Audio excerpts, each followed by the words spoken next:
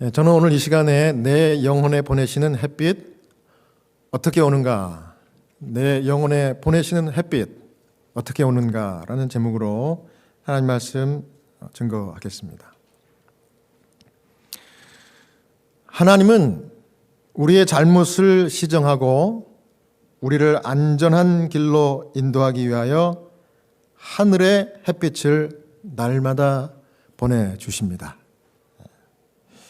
여러분 가지신 주보에 보면 시대소망 코테이션을 제가 거기다 기록했습니다. 함께 보시겠습니다. 제가 읽겠습니다. 하나님께서는 사람의 잘못을 시정하고 안전한 길로 저들을 인도하기 위하여 빛을 보내신다. 눈이 멀고 마음이 강팍해지는 것은 이 빛을 거절함으로 말미암은 것이다. 흔히 그 과정은 점차적이요 거의 알아챌 수 없다. 빛은 하나님의 말씀과 당신의 종들을 통하여 혹은 성령의 직접적인 역사를 통하여 사람에게 임한다. 아주 귀한 메시지를 우리에게 전달해주는 시대의 소망의 코테이션인 것 같습니다.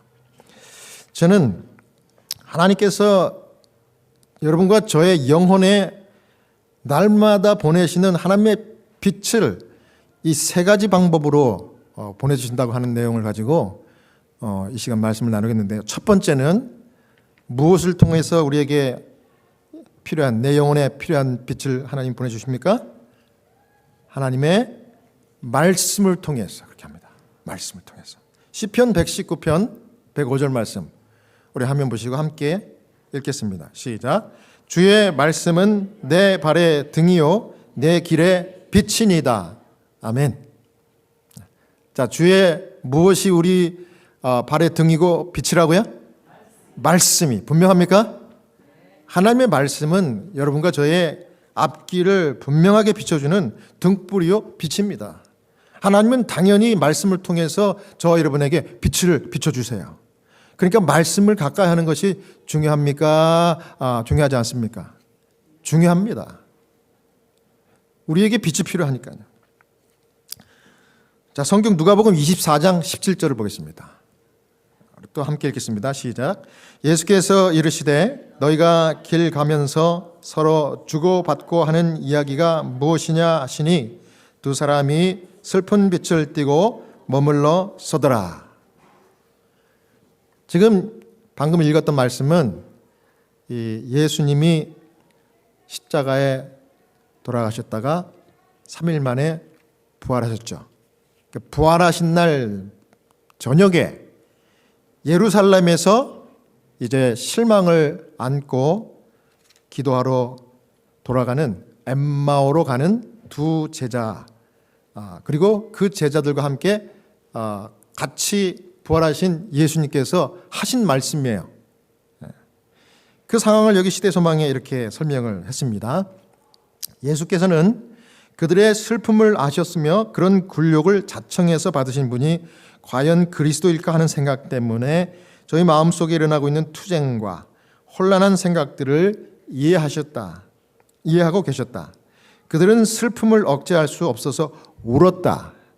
예수께서는 저희 마음이 당신의 마음과 사랑으로 묶여진 것을 알고 저희 눈물을 씻어주며 그들에게 기쁨과 즐거움을 가득 채워주고자 하셨다.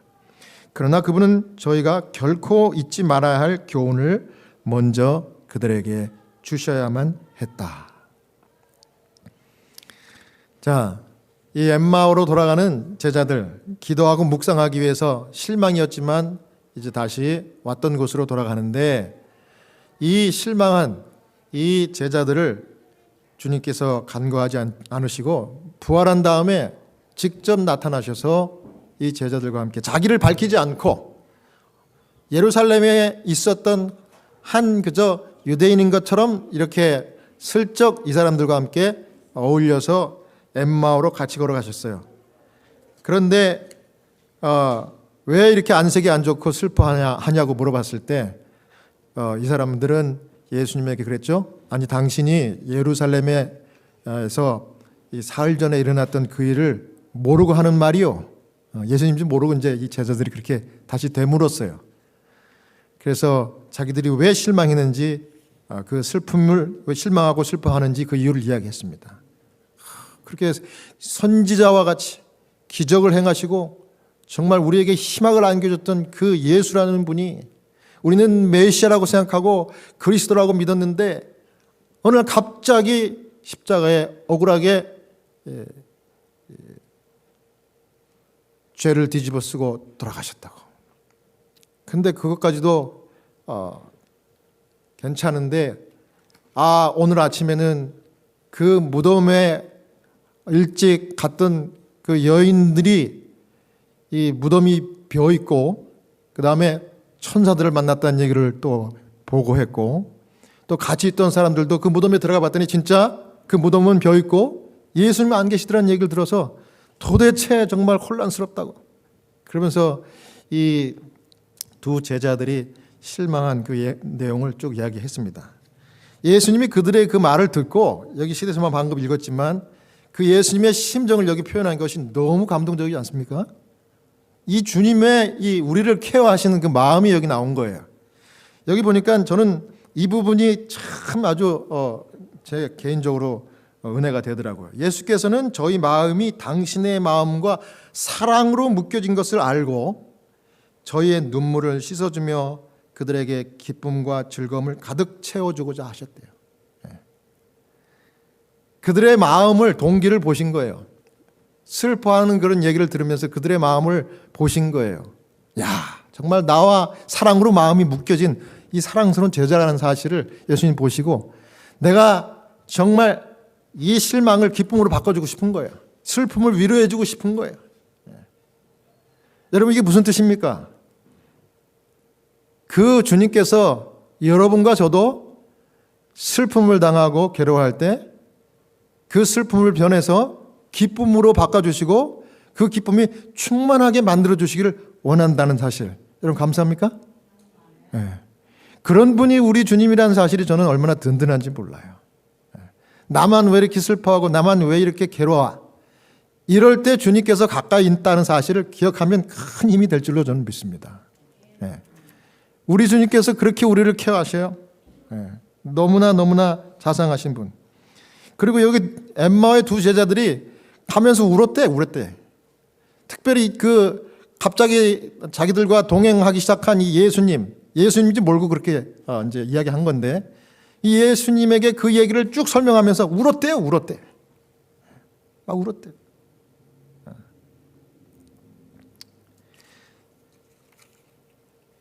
그래서 여기 예수님께서 뭐라 그래요? 그 기쁨을 채워주시기 위한 방법은, 예수님은 이 말씀 가지고 하시는 거예요. 말씀 가지고. 여러분, 우리의 삶 가운데 모든 그 절망과 모든 문제와 괴로움을 치료하시는 방법은 말씀입니다. 생명의 말씀밖에 없어요. 그래서 여기 뭐라 그래요? 그러나 그분은 저희가 결코 잊지 말아야 할 교훈을 먼저 그들에게 주셨다. 이 교훈이 뭡니까? 말씀이잖아요. 교훈을 먼저 주는 것이 우리의 절망과 슬픔을 기쁨으로 바꿔주는 하나님의 햇빛, 방법인 거예요. 그래서 누가복음 24장 25절에서 27절입니다. 우리 또 다 같이 읽겠습니다. 시작. 가라사대 미련하고 선지자들의 말한 모든 것을 마음에 더디 믿는 자들이여, 그리스도가 이런 고난을 받고 자기의 영광에 들어가야 할 것이 아니냐 하시고, 이에 모세와 및 모든 선지자의 글로 시작하여 모든 성경에 쓴 바 자기에 관한 것을 자세히 설명하시니라. 그렇게 했더니 이 사람들이 다 듣고서요, 나중에 이제 예수님을 이제 자기 집에 초청해서 식사라도 하고 가시죠. 늦었는데. 그래서 이제 식사하려고 하는데 이제 예수님이 그렇게 하셨던 것처럼 기도를 하려고 할 때 예수님이 갑자기 사라지셨어요. 이 제자들을 위로해 주기 위해서 오셨기 때문에 위로가 끝난 다음에 주님이 사라지신 겁니다. 그러고 나서 깜짝 놀라가지고 이 두 제자가 한 얘기가 바로 누가복음 24장 32절입니다. 우리 또 함께 보시겠습니다. 시작. 길에서 우리에게 성경을 풀어주실 때에 우리의 속에서 마음이 뜨겁지 아니하더냐. 마음이 뜨거웠다 그랬어요. 뜨거웠어요. 드디어 이 제자들이 그분이 예수님이라는 사실을 깨달은 거예요. 진짜 부활하셨구나. 그 여인들이 무덤에서 봤던 얘기가 그게 거짓말이 아니었구나. 그래서 너무 감사하고 기뻐가지고 기쁨이 충만해가지고 다시 다른 제자들이 실망 가운데 있는 제자들에게 달려간 겁니다. 그 소식을 전해주기 위해서. 이야기는 거기서 엠마오의 이야기가 끝납니다. 그런데 여러분 여기서 좀 주목해 봐야 할 사실은 우리 마음이 뜨거워지지 아니하였더냐, 뜨겁지 아니하더냐. 뜨겁다는 말이 뭘까요? 하나님의 말씀을 실망 가운데 들으니까, 예수님이 하신 말씀을 직접 들으니까 마음이 뜨거웠더래요. 그 상태를 여기 시대소망이 이렇게 또 설명을 했습니다. 시대소망 여기 보십시오. 그리스도께서는 그들을 확신시키기 위해서 기적을 행하지 않으시고 제일 먼저 성경 말씀을 설명해 주셨다. 그들은 그리스도의 죽음으로 자신들의 모든 소망이 끝난 것으로 생각했다. 그러나 그분은 그것이 저희 믿음을 위해서 가장 힘있는 증거라는 사실을 선지자의 글에서 보여주셨다. 이게 무슨 얘기입니까? 우리가 기억해야 될 사실은 죽음의 실망과 슬픔을 하나님의 말씀을 통해서 희망과 기쁨으로 바꿔주신 분이 예수님이라는 사실입니다. 자, 우리 인간에게 제일 큰 슬픔과 절망은 죽음입니다. 근데 이 문제를 하나님의 말씀으로 바꿀 수가 있어요. 이 죽음으로 인한 실망과 괴로움, 좌절을 하나님의 말씀만이 기쁨과 뜨거운 마음으로 바꿀 수 있습니다. 시대의 소망에 또 이렇게 얘기했습니다. 이 사람들이 너무 기분이 좋았어요. 너무 감사해요. 드디어 이제 다 알았어요. 밤은 어두웠으나 의의 태양이 저희 위에 비치고 있었다. 저희 마음은 기쁨으로 뛰었다. 그들은 새로운 세상에 있는 듯이 보였다. 그리스도께서는 살아계신 구주이시다. 그들은 더 이상 그분을 죽은 분으로 슬퍼하지 않았다. 그리스도는 부활하신 주님이시다. 그들은 여러 번 이 말을 되풀이했다. 이것이 슬퍼하는 자들에게 주려고 가져오는 저희의 기별이었다. 여러분, 진짜 그리스도인은 죽음 앞에서 당당해야 됩니다. 죽음 앞에서 주눅 들면 안 돼요. 왜냐하면 그 죽음을 이긴 분은 하나님이시기 때문에. 또 우리도 하나님을 의지하면, 그분을 믿으면 우리도 그 죽음을 이길 수 있어요. 그래서 죽음은 하나님께서 대수롭지 않게 생각하는 거예요. 그래서 주님이 그렇게 우리를 인도하시는 겁니다. 죽음 앞에서. 그래서 그 주님이 요한복음 11장 25절에 26절, 정말 유명한 말씀이죠. 이렇게 말씀한 겁니다. 우리 보고 죽음 앞에서 당당하고 주눅 들지 말라고. 다 같이 한번 읽겠습니다. 시작.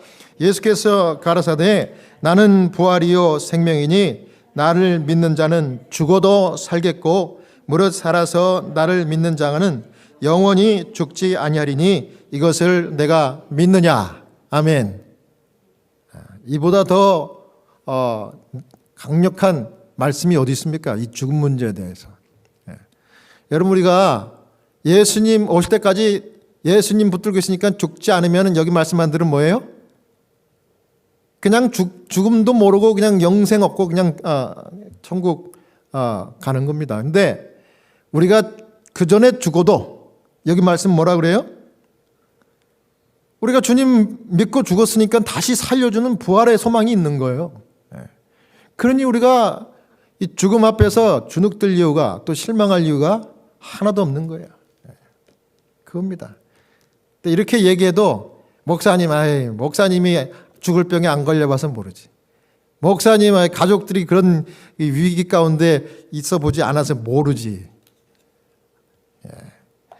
여러분, 그렇지 않나요? 제가 누굽니까? 제가 제 눈앞에서 돌아가시는 분들을 매일 보는 사람 아닙니까? 하스피스 채플린. 죽음 문제만큼 저처럼 이렇게 매일 맞닥뜨리는 분 이 자리에 안 계시잖아요. 그래서 저는 이 죽음에 대해서 계속 생각할 수밖에 없어요. 제가 하는 일이 그러니까. 그런데 정말 이 매일 돌아가시는 그 분들을 보면서 이 말씀이 더 저에겐 큰 능력으로 임하는 걸 제가 날마다 경험합니다. 그래서 이 죽음이 점점 저한테 이제 가까우는 것 같아요. 점점 더. 그리고 최근에 제가 아는 또 제가 정말 좋아했던 분들이 갑자기 심장마비로 돌아가시고 갑자기 이렇게 저보다 나이 어리신 분인데 제가 정말 아끼고 좋아했던 후배 또는 제가 존경했던 그 정말 아직 그렇게 한참 일하실 그 목사님이 돌아가시는 거 이런 걸 소식도 또 접하고 할 때마다 저는 주님께서 이 죽음 문제를 해결하신 주님께서 나에게 말씀하시는 것 같아요.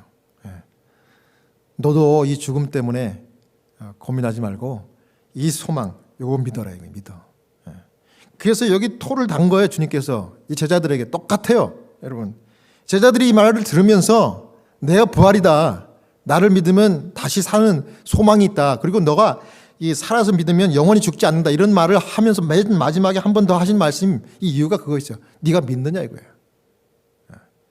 여러분 이게 내가 믿어야 돼요. 내가 다른 사람 믿는 것 그것 중요하지만 일단 내가 믿어야 돼요.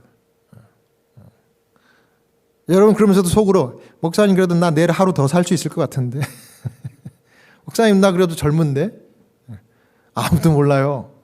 아무도 모릅니다. 그러니까 너 이 부활의 약속으로 믿고 살아라 이겁니다. 그 다음 두 번째는 어떤 방법으로 우리에게 빛을 주십니까? 하나님의 종들을 통해서 우리 영혼에 필요한 빛을 비춰주십니다. 이사야 52장 7절 보겠습니다. 자, 우리 또 다 같이 읽겠습니다. 시작. 좋은 소식을 가져오며 평화를 공표하며 복된 좋은 소식을 가져오며 구원을 공포하며 시온을 향하여 이르기를 내 하나님이 통치하신다 하는 자의 산을 넘는 발이 어찌 그리 아름다운고. 하나님의 종들의 발을 칭찬하는 말입니다. 근데 그 하나님의 종들의 발이 왜 아름다워요? 그 발이 잘생겨서 아름다운 게 아니고 이 발을 가지고 이 부활의 소망이 없는 사람들에게 부활의 이 복된 소식, 복음을 전하기 위해서 동분서주하는 이 사람들, 그 사람들의 발을 칭찬한 거예요. 하나님의 종들을 칭찬한 겁니다. 하나님께서는 하나님의 복음을 전하는 하나님의 종들을 통해서 하늘의 빛을 우리에게 필요한 영혼, 우리 영혼에 필요한 빛을 보내주십니다. 이사야는 하나님의 계명을 포함해서 이 부활의 소망, 이 복음을 전하는 자들이 하나님의 종이라는 것을 인식하면서 그 종에게 하나님이 기대하시는 것, 가지시는 그 마음을 여기 표현한 거예요. 그들이 왜 그렇게 중요하고 그들을 통해서 왜 하나님께서 역사하십니까? 하나님의 생명의 말씀을 전달하는 통로가 되기 때문에 그래요. 그래서 여러분 하나님의 종들을 통해서 여러분들이 정말 은혜를 받는 거예요. 참 지난주에 제가 이 두 호스피스 환자분을 위해서 마지막 안수 축복 기도를 드렸는데 이 안수 기도를 제가 모든 호스피스 환자들에게 하지 않아요. 왜냐하면 가족이나 환자가 요청하지 않으면 제가 할 수가 없는 거예요. 요청하지 않았는데 내가 억지로 우겨가지고 이거 받아야 됩니다 하고서 하면은요 보고하면 저는 잘립니다. 미국에서는 적어도 그래요. 그렇기 때문에 그분들이 이제 오라 그러면 가고 오지 말라 그러면 못 가는 거예요. 그런데 가족들이 이 환자분을 위하여 목사님 오셔서 마지막 기도해 주시고 목사님 좀 영적 케어를 좀 해 주십시오. 그래요.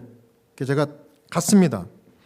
두 분인데 한 분은 이제 이분의 그 저기를 위해서 히파를 위해서 그냥 이니셜로 이야기합니다. 이름이 TZ. 나이는 뭐 괜찮아요. 78살입니다. 아직 젊죠. 그래도 78. 남자 환자분입니다. 백인 환자분이에요. 이탈리안 아메리칸이에요. 갔더니 온 가족이 다 모여있더라고. 온 가족이 다 모여 있고 그 부인도 있고 아들, 딸, 그다음에 손자, 손녀까지 다 모였어요. 가족들이 다 모였더라고. 간호사가 얘기를 했대요. 이제 72시간 내에 돌아가실 것 같다고, 경험상. 그래서 그 부인이 성급하게 저를 이제 빨리 오시라고 부른 거예요.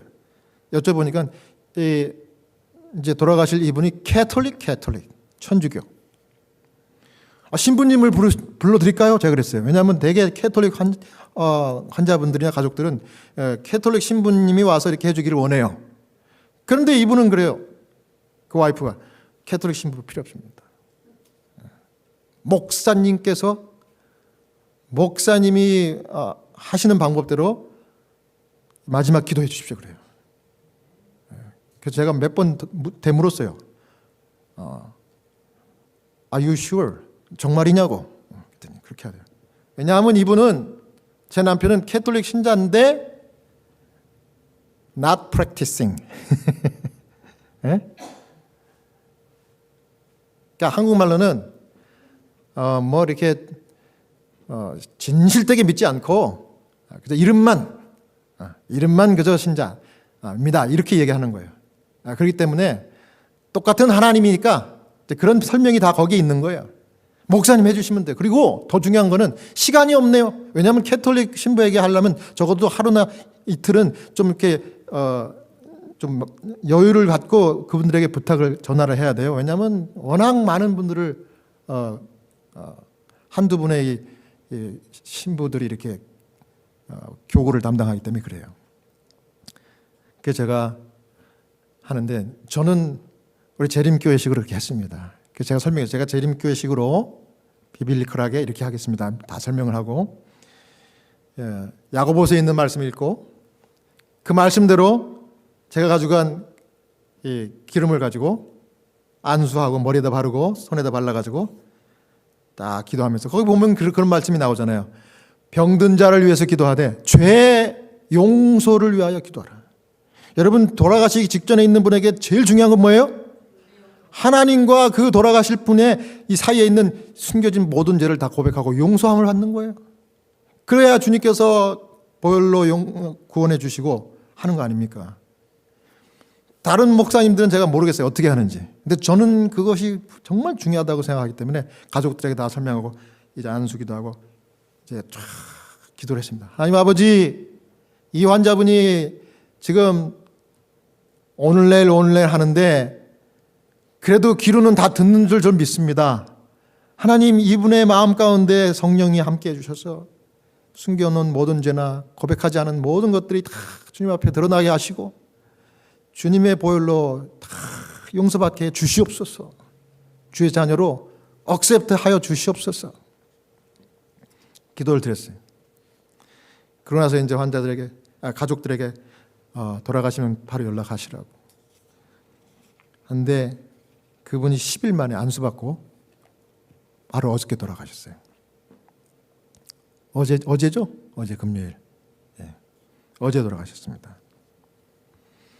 그래서 저는 이제 그 가족들이 불쌍하고 그래서 돌아가시면 제가 자청해서라도 내가 기도해 드렸으니까 그 가족들을 또 위로해 주고 또 이렇게 도와드리기 위해서 가려고 결심을 했는데 매번 제가 이렇게 보면은 저는 거기까지예요.